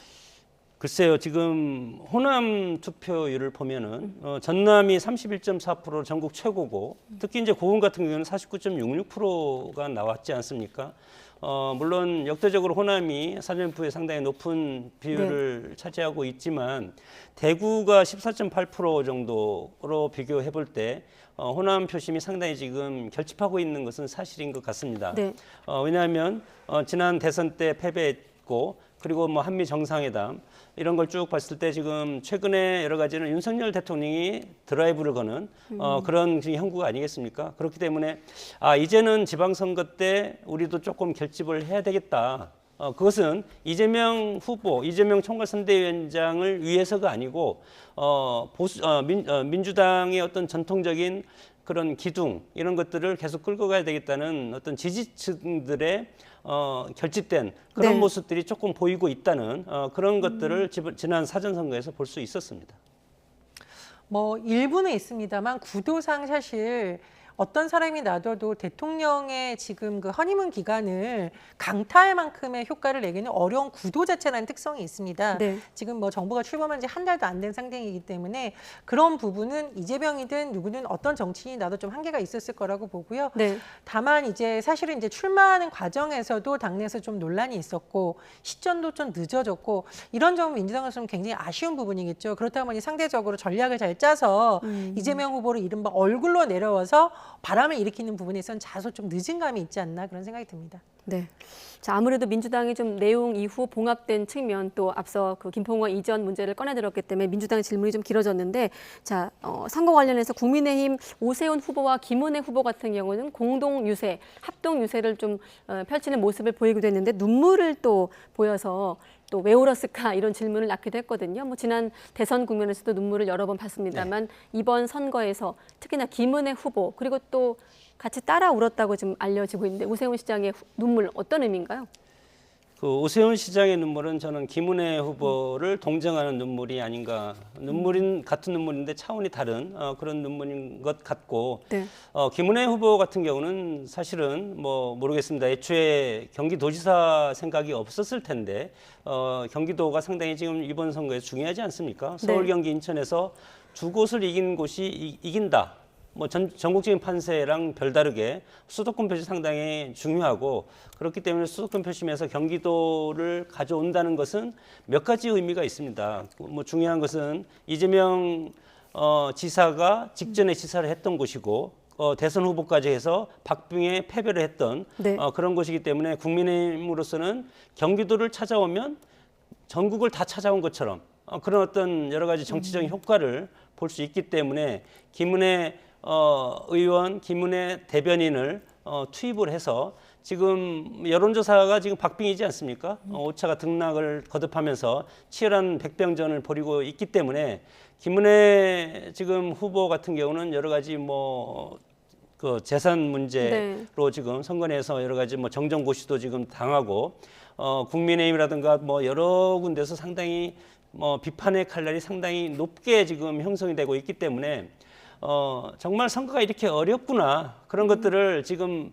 막판으로 갈수록 그런 것들을 체감하고 있고 그런 것들을 지금 우군인 오세훈 시장을 옆에 두고 보니까 눈물이 저절로 흘렀지 않았을까 그렇게 어떤 감성적인 측면에서 해석을 하고 싶습니다. 네, 정정고시도 말씀하셨습니다만 지금 이제 김은혜 후보 같은 경우는 재산 축소 의혹이 논란이 되고 있고 워낙에 또 초접전을 벌이고 있는 지역이기도 하고요. 평론가님 어떻게 보십니까? 경기도. 저는 이제 김은혜 후보가 경선 과정에서부터 은근히 강조했던 게 원팀이거든요. 본인은 오세훈 시장하고도 뭐 말은 안 했지만 윤석열 대통령하고도 원희룡 국토부 장관 후보자와도 원팀이다라는 것을 계속 강조를 했었고 선거 막바지에 오세훈 시장이 이제 옆에 서면서 일종의 감성 마케팅이라고 저는 생각을 합니다. 그래서 뭐 그것이 진정성이 있냐 없냐는 이제 유권자들이 판단을 해주실 것 같고요. 그런 점을 가장 극대화하는 지금 어쨌든 마케팅으로서 좀 활용이 되는 측면이 있다 이렇게 생각을 하고 근데 지금 이제 교수님께서 말씀을 해주셨듯이 사실 뭐 지금 계속 선관위에서 나온 지적은 민주당에서 한 공격이 아니거든요. 선관위에서 지금 지적 사항이라든가 문제 사항이 나온 거고 또 일부 좀 논란이 됐었던 그 채용 관련한 논란 부분에도 그렇게 뭐 깔끔하게 해명이 됐다는 평가는 나오지 않고 있습니다. 그래서 네. 상대적으로 또 여론조사만으로는 측정하기 어려운 여러 가지 변수가 있기 때문에 그런 부분에 있어서 굉장히 좀 마음고생을 하지 않았나 뭐 그런 부분이 좀 감정이 북받친 것으로도 보입니다. 네. 전반적인 판세 관련의 질문을 좀 하나 가지 드리면 일단 애초에는 과반을 목표로 했던 민주당이 목표를 좀 하향 조정을 하기도 했거든요. 뭐 이를테면 7석 이하라면 비대위가 총사퇴하겠다 이런 얘기가 나오고 있는 상황인데 좀 전반적인 판세, 뭐 여론조사 공표 기간은 끝났습니다만은 좀 보신다면 어떻게 보십니까? 뭐 최근까지는 가장 보수적으로 특히 이제 윤석열 대통령이 이제 컨벤션 효과 뭐 여러 가지 그동안에 행사가 많지 않았습니까? 인사 문제도 물론 거기에 있었지만 네. 지지율도 상당히 이제 폭이 50%를 넘고 있고 그런 상황에서 충청 중심으로 해서 상당히 지지층이 상승하고 이런 차원에서 애초에는 민주당이 5석만 이길 수 있지 않을까 그렇게 했지만 지금 여론적 추이를 보면은 박빙의 승부를 펼치는 곳이 상당히 많습니다. 이런 상황에서 과거에 보수 정당이 11대 7로 이긴 적도 11대 6으로 이긴 적도 있었는데 네. 예를 들어서 거꾸로 9대 8, 10대 7, 11대 6 여러 가지 지금 뭐 변수가 있는 것이 경기도 그리고 세종시 뭐 또 뭐 여러 군데가 있지 않습니까? 이런 상황에서 결과를 보면은 앞으로 과연 서울, 경기, 인천을 성적을 두고 누가 이길 것인가? 거기에서 저는 승패가 좌우된다고 봅니다. 또 여기에다 대통령의 어떤 국정 수행에 대한 긍정 평가도 전주 대비 좀 소폭 오르면서 54%대를 기록했는데 앞서 평론가님께서 허니문 기간도 언급하셨거든요. 좀 덧붙여서 질문드리면요. 예, 그런데 이 조사 기간을 잘 보시면 한 일주일 정도, 5일 정도입니다. 그러면 그 전주 직전에 있었던 부분도 영향을 미치고 이 기간에도 영향을 미치거든요. 그 전주에 5.18 추도식이 있었습니다. 그런데 사실 거기에 뭐 윤석열 대통령이 참가하거나 이런 것에 대해서 여론의 반응이 비교적 호평, 국민통합의 의지 이런 부분도 좀 영향이 있었다고 보고요. 또 중간에 보면은 북한의 도발 움직임이 있었거든요. 이런 것이 굉장히 어떤 보수층이 안보라는 이슈로 강하게 결집하는 요인이에요. 네. 그래서 세부 데이터를 들여다보면 호남 그리고 보수층의 지지율이 아주 소폭이나마 움직이고 있는 것을 볼 수 있는데 네. 그런 부분도 영향을 미쳤다고 봅니다. 네, 자 대통령 얘기한 김에 오늘 나온 내용 보면 팬클럽을 통해서 공개된 대통령 부부 사진이 논란이 되고 있습니다. 대통령실 입장이 좀 뒤바뀌면서 좀 더 논란이 되고 있는데 지금 박지원 위원장 입장이 나가고 있거든요. 국정 개입의 예고편이 아닌지 걱정이 된다. 일단은 보안 허점에 대한 좀 지적이 큰 것 같고 아까 말씀드린 대로 대통령실의 어떤 오락가락 해명까지 겹치고 있는데 이 부분은 좀 어떻게 볼 수 있을까요? 글쎄 뭐 대통령 부인이라도 뭐 팬카페에는 둘 수가 있다고 생각이 드는데 뭐 지금 그런 이제 뭐 보안이라든가 안보상의 문제를 지금 야당에서 지적하고 있지 않습니까? 뭐 네. 언론에서도 마찬가지고 특히 윤석열 후보자일 때 제2부속실을 폐지하겠다. 그리고 영부인실도 없애겠다. 그리고 대통령 부인, 영부인의 여러 가지 담당 직원, 공보라인 이런 것들도 마찬가지로 청와대에서 일괄적으로 하겠다. 이렇기 때문에 어떻게 보면은 대통령 부인에 대한 공식적인 담당 직원이 사실은 없다고 봐야 되는 것인데 지금 뭐 여러 가지 언론의 보도 나오는 걸 보면은 김건희 여사께서 여러 가지 지금 뭐 조금씩 지금 노출이 되고 있지 않습니까? 네. 이런 것들이 예를 들어서 청와대 집무실에 과거에 보면은 뭐 미국의 버락 오바마 전 미국 대통령 부인도 집무실을 방문해서 이제 사진을 찍은 경우도 있다. 뭐 이렇게 얘기는 하지만 지금 집권 초고 그리고 대선 국면에서 상당히 여러 가지 불협화음이 많지 않았습니까? 그렇기 때문에 조금 더 절제된 그런 모습이 지금 당장은 필요한 것이 아닌가 그렇게 판단이 됩니다. 그러니까 두 가지가 논란이더라고요. 집무실이라는 어떤 공적 공간이라는 점, 보안 영역이 있다는 점, 그리고 또 한 가지가 팬카페를 통한 공개가 적절했는지 그 두 가지가 좀 논란인 것 같은데. 그러니까 보안 영역 같은 경우는 굉장히 주의해야 되는 부분이고 지금 혼자 사진 찍은 게 아니잖아요. 예름처럼 본인이 뭐 산책하고 있거나 강하지 않고 둘이 있는 것이 아니라 대통령의 모습이 나오거든요. 이러면 대통령의 동선이 사실상 또 공개되는 측면도 있습니다.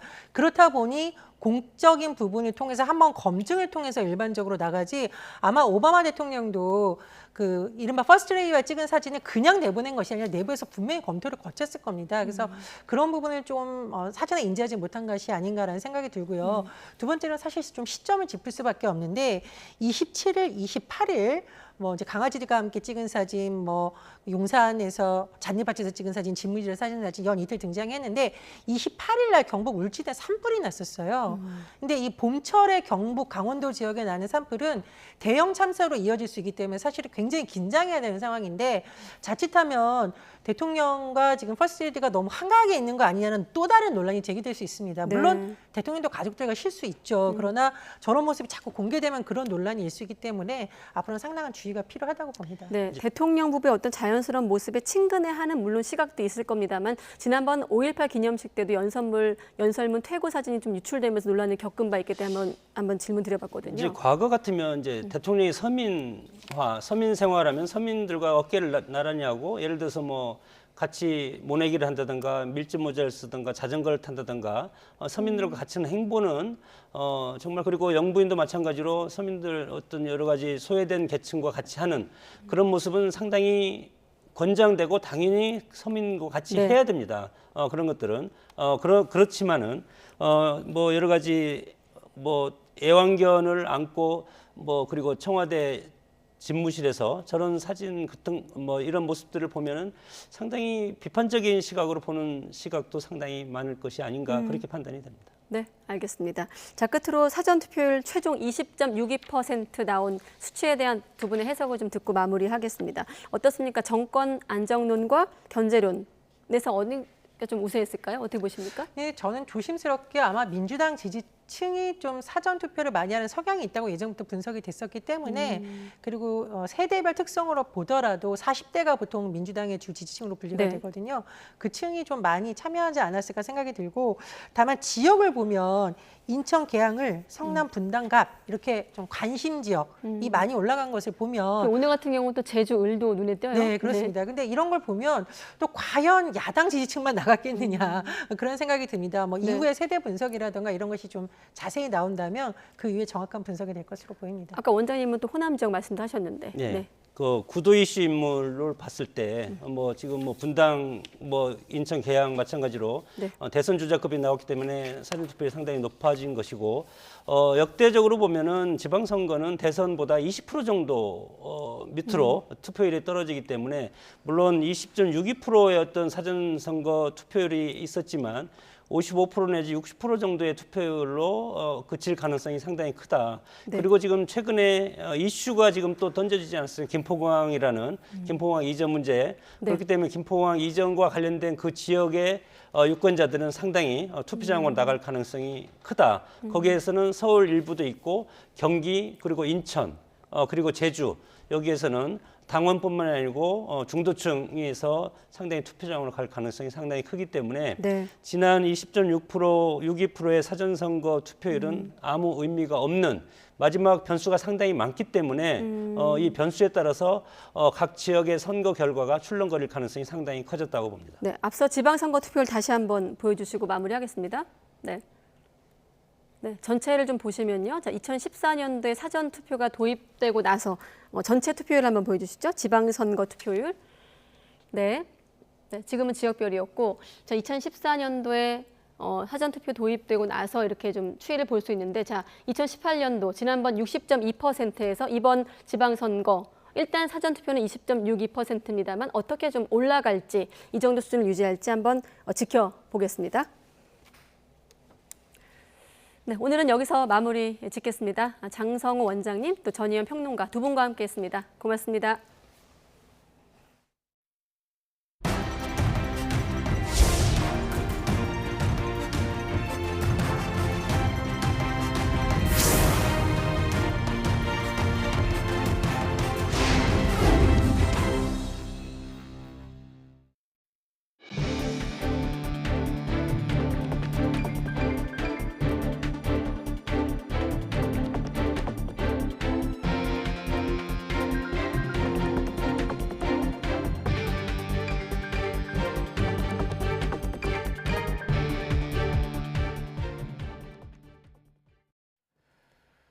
정부가 1세대 1주택 실수요자의 종합부동산세 부담을 2020년 수준으로 낮추기로 했습니다.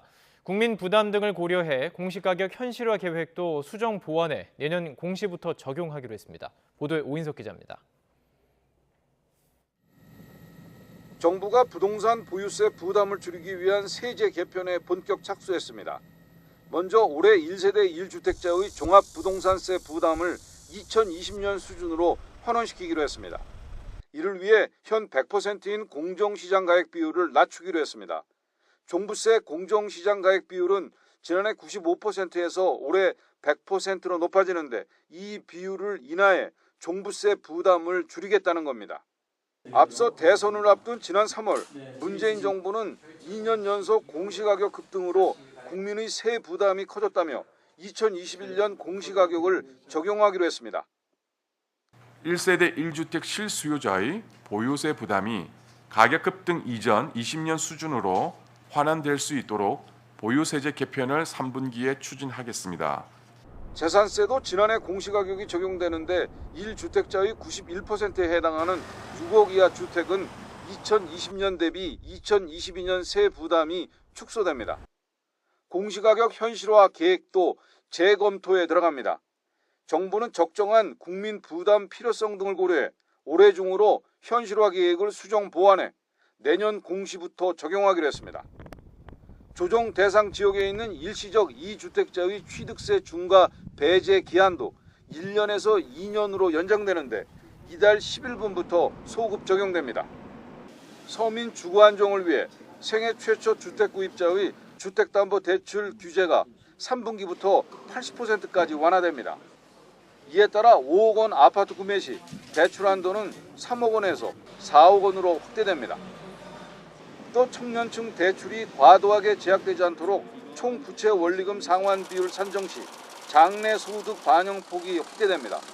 8월부터는 청년과 신혼 부부를 대상으로 50년 초장기 모기지 상품이 출시돼 원리금 상환 부담이 완화될 것으로 기대됩니다. YTN 오인석입니다. 정부가 관급공사의 납품 단가를 인상하고 자재가격 상승분이 공사비에 제때 반영되도록 제도 개선에 나서기로 했습니다. 자재비 급등에 따른 공사비 갈등이 주택 공급 차질로 이어질 수 있다는 우려에 따른 조치입니다. 이동호 기자가 취재했습니다. 12,000여 가구가 들어설 서울 둔촌 주공아파트. 건축비 인상 등을 둘러싼 시공사와 조합 간의 갈등으로 50%까지 진행됐던 공사는 중단됐습니다. 또 철근과 콘크리트 등 건설 자재비가 급등하자 업체들이 공사비 인상을 요구하며 파업을 벌이기도 했습니다. 비단 이곳만의 일은 아닙니다. 이에 따라 정부는 건설 자재 공급망 점검 회의를 열어 건설 현장의 애로사항을 파악하고 차질 없는 주택 공급을 위한 방안을 논의했습니다. 성남시 신흥 1구역과 부산 현대 우동 3구역 재개발 공사 일차례에서 보시듯이 주요 건설 자재의 가격 상승과 공급량 부족으로 건설업계는 정상적인 공사를 수행할 수 없는 상황입니다.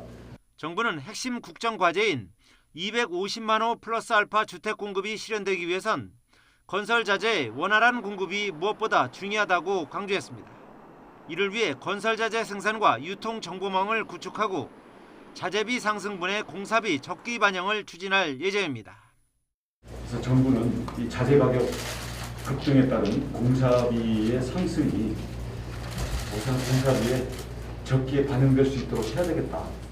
정부는 해마다 2번씩 분양가 상한제 기본형 건축비를 조정하고 있는데 특정 자재의 가격 변동률이 15%를 넘을 경우 3개월 단위로 재조정할 수 있도록 했습니다. 또 정비 사업의 경우 착공 이후 물가 변동에 따른 계약 금액 조정이 활발하게 이루어질 수 있도록 유도할 방침입니다.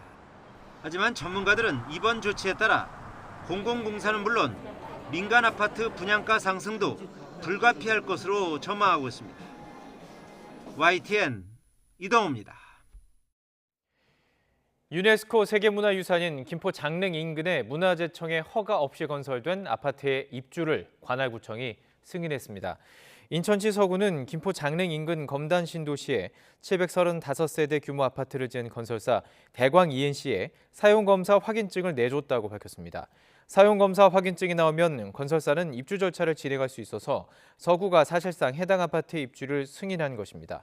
서구 관계자는 주택법에 따라 관계부서 협의와 현장 점검 등을 진행했다며 사업계획 승인 당시 내용대로 아파트 건설이 완료됐는지 확인하고 사용검사 확인증을 교부했다고 말했습니다.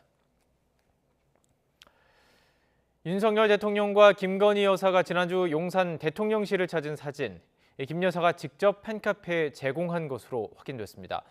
사진을 찍은 사람이 누군지를 두고 보안 문제가 불거졌는데 대통령실 관계자는 오락가락 해명을 하면서 논란을 더 키웠습니다. 조은지 기자입니다. 지난주 금요일 사전투표 첫날 윤석열 대통령과 부인 김건희 여사는 용산 대통령실 인근에서 나란히 소중한 한 표를 행사했습니다.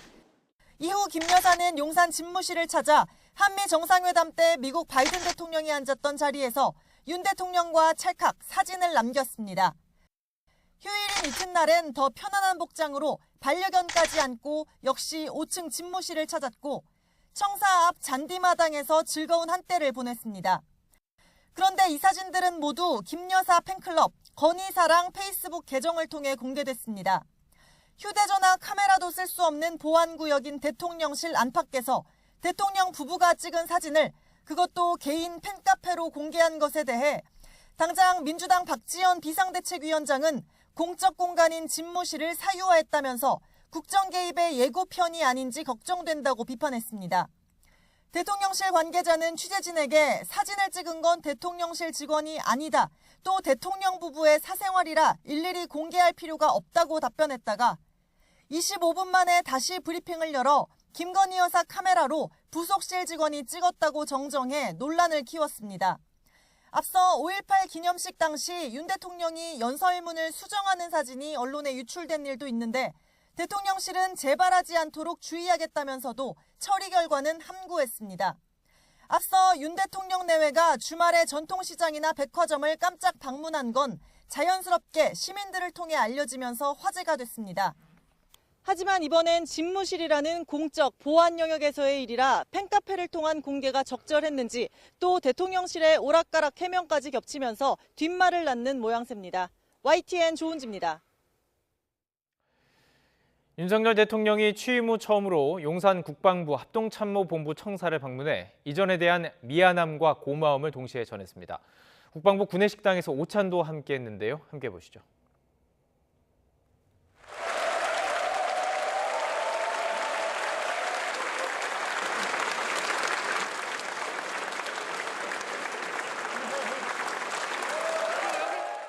제가 원래 이 뚱뚱해가지고 이 몸에 맞는 옷이 잘 없어서 이태원 가서 옷을 잘 사고 하는데 아주 몸에 딱 맞는 이 점퍼를 여러분께서 준비해 주셔서 정말 고맙습니다. 앞으로 뭐 좀 안보 상황이 좀 엄중하거나 민방위 훈련을 할 때 좀 자주 여러분께서 선물 주신 옷을 입도록 하겠습니다.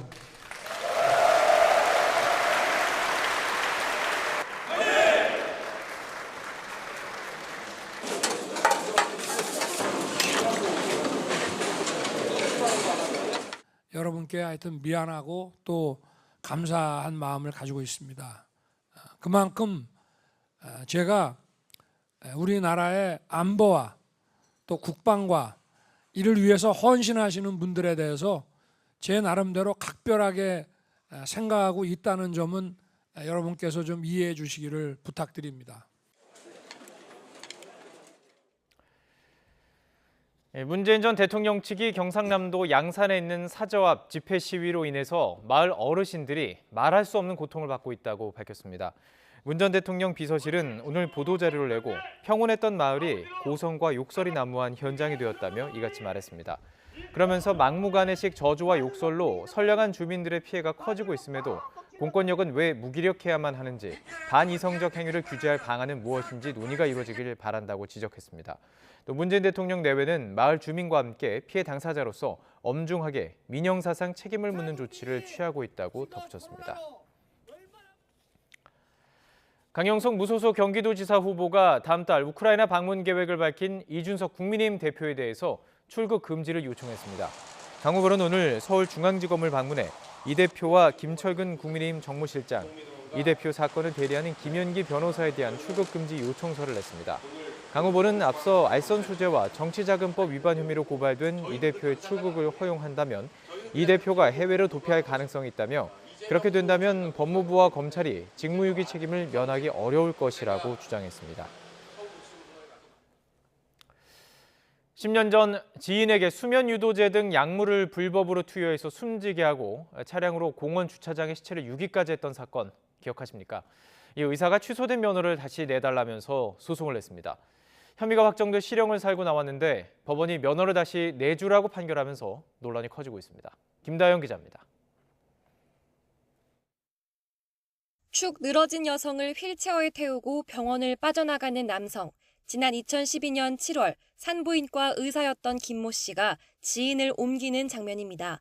김 씨는 잠을 푹 자게 해달란 지인의 요구에 수면 유도제와 마취제 등 13가지 약물을 무분별하게 섞어 불법 투여했는데 이 가운데 마약류도 있었습니다. 2시간 뒤 여성은 호흡 정지로 숨졌고 김 씨는 공원 주차장에 시신을 내다 버렸습니다. 생명에 지장이 없을 것으로 당시 판단했고 살인의 고의는 없었다고. 김 씨에겐 업무상 과실치사와 시체 유기, 마약류 관리에 관한 법률 위반, 의료법 위반 혐의가 적용돼 지난 2013년 징역 1년 6개월과 벌금 300만 원을 확정받았습니다. 복지부는 의료법에 따라 마약류 관리법 위반을 결격 사유로 인정해 이듬해 8월 김 씨의 면허를 빼앗았습니다. 그러자 김 씨는 면허 제한 기간인 3년이 지나자마자 복지부에 면허를 다시 달라고 요청했지만 받아들여지지 않았고 결국 소송을 냈습니다. 복지부는 재판에서 피해자 사망이라는 사안의 중대성을 들어 면허를 줄 수 없다고 주장했지만 법원은 김 씨의 손을 들어줬습니다. 재판부는 우선 복지부가 면허 재교부를 승인하지 않은 이유를 구체적으로 밝히지 않은 것에 절차적으로 하자가 있다고 지적했습니다. 또 김 씨에게 개전의 정, 그러니까 뉘우치는 마음이 있다고도 봤습니다. 재판부는 사건 이후 김 씨가 10년 가까이 여러 직업을 전전하며 생활하고 무료 급식 봉사를 꾸준히 해온 점 등에 주목해 김 씨가 반성과 참회의 시간을 보냈다고 판단했습니다. 그러면서 한 번 더 재기와 봉사의 기회를 주는 게 의료법 취지와 공익에 부합한다고 결론지었습니다. 판결이 알려지자 현행법의 한계가 드러난 판결이라며 금고 이상의 형을 받게 될 경우 면허를 취소하고 재교부를 금지하는 내용을 담은 법 개정안 통과를 촉구하는 목소리가 잇따르고 있습니다. 재교부하지 않고 또 제2, 제3의 사고를 방지하도록 할 필요가 있거든요. 개전의 정이나 의사를 다시 할 수 있는 공익적인 목적에 대한 평가가 돼야 되는데 법원이 좀 더 온정적으로 본 것 같아요. 복지부가 항소하면서 판단은 2심 재판부의 몫으로 넘어오게 됐는데 상급심에서 같은 판결이 확정되면 김 씨가 다시 의사로 일하게 될 가능성이 커집니다. YTN 김다연입니다. 고등학교 급식용 김치에서 죽은 개구리가 발견돼 학교 측이 경위 파악에 나섰습니다. 오늘 서울에 있는 고등학교에서 학생들이 점심 급식으로 나온 김치에 반쯤 잘린 죽은 개구리가 있는 것을 확인하고 즉각 학교에 알렸습니다. 이 학교 측은 오늘 저녁 급식분까지 포함해 해당 납품업체에서 받은 김치를 모두 반품했고 모레부터 납품받을 예정이던 신규 업체에서 미리 김치를 받아 학생들에게 제공하기로 했습니다. 또 문제 김치를 납품한 업체 측을 학교로 불러 사태를 파악하고 있습니다. 날씨가 더워지면 산업재해도 늘어납니다. 특히 질식사나 열사병 등 온열 질환으로 목숨까지 잃는 경우도 있는데요. 올해부터는 중대재해 처벌 대상이 되는 만큼 산업 현장마다 폭염 안전 대책에 더 주의를 기울일 것으로 보입니다. 김연아 기자가 보도합니다. 지난해 6월 한 조선소 화장실에서 유독가스 누출 사고가 발생해 2명이 숨졌습니다. 당시 현장에서는 인체에 치명적인 황화수소가 기준치보다 16배 이상 많이 검출됐습니다. 지난해 5월 말엔 고려아연에서 컨테이너를 청소하던 노동자 2명이 역시 유독가스에 쓰러져 숨졌습니다. 산업 현장에서 발생하는 각종 재해 가운데 질식사고는 특히 치사율이 높습니다. 노동부 조사를 보면 지난 10년간 348명이 밀폐공간 질식사고로 죽거나 다쳤는데 치명률은 사고성 재해가 1.1%에 불과한 데 비해 질식사고는 50% 가까이 됐습니다. 오폐수나 분뇨 처리, 정화조 청소 작업 등이 가장 위험했고 특히 날씨가 더워지는 봄과 여름에 사고도 더 자주 일어났습니다.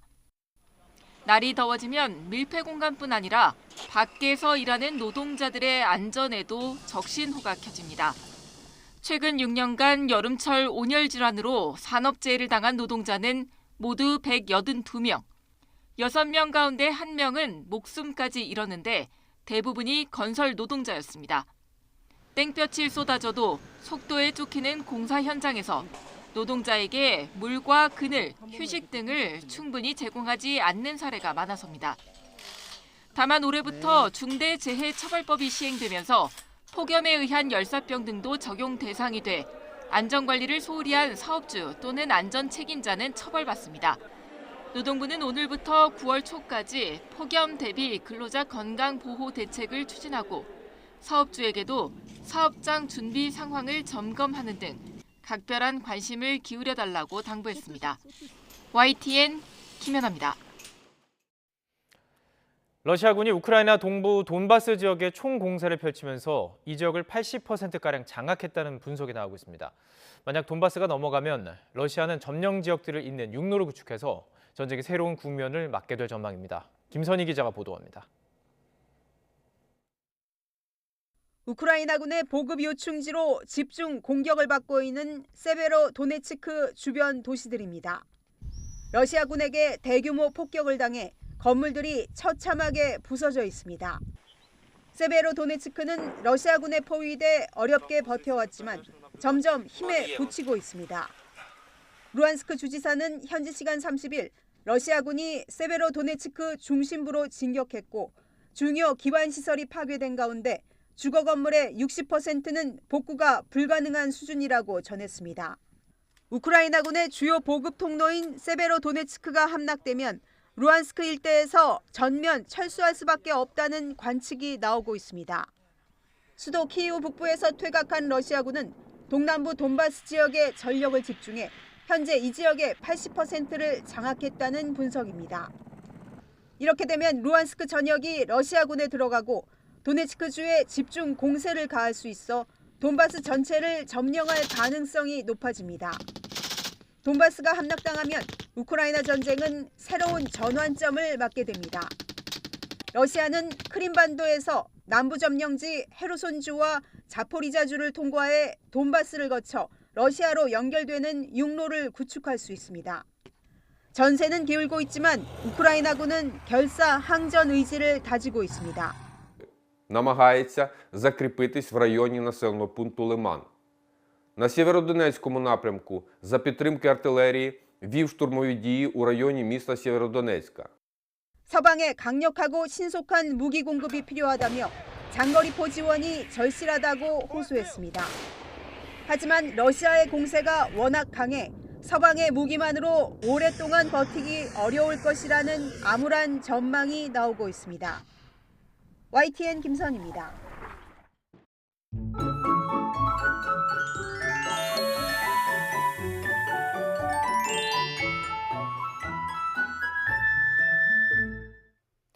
봄의 끝자락에서 조금 빨리 초여름 더위가 찾아옵니다. 내일 서울 낮 기온이 26도까지 오르는 등 예년과 비슷하거나 조금 높아 다소 덥겠고 특히 남부지방은 경주 낮 기온이 31도까지 오르는 등 30도 안팎의 더위가 기승을 부리겠습니다. 종일 흐렸던 오늘과 달리 내일은 전국적으로 맑은 하늘이 드러나겠습니다. 이에 따라 자외선이 무척 강해지겠고 강원 동해안에는 건조주의보가 발효 중인 가운데 오후부터 바람도 강하게 불겠습니다. 불이 나기도 쉽고 불이 나면 크게 번질 수 있는 만큼 더욱 주의해 주시기 바랍니다. 내일 아침 기온 오늘보다 4도에서 7도가량 낮겠고 예년보다도 조금 낮겠습니다. 서울 15도, 대전 13도, 광주 14도, 부산 18도로 예상됩니다. 낮 기온은 오늘보다 1도에서 많게는 7도가량 높겠고 일교차가 10도 이상 크게 벌어지겠습니다. 서울 26도, 대전 28도, 광주 29도, 대구 30도로 예상됩니다. 남은 한 주 대체로 구름 많겠고 더 날이 더워질 전망입니다. 날씨 정보였습니다. 이상으로 YTN 뉴스나이트 마치겠습니다. 함께해 주신 여러분 고맙습니다.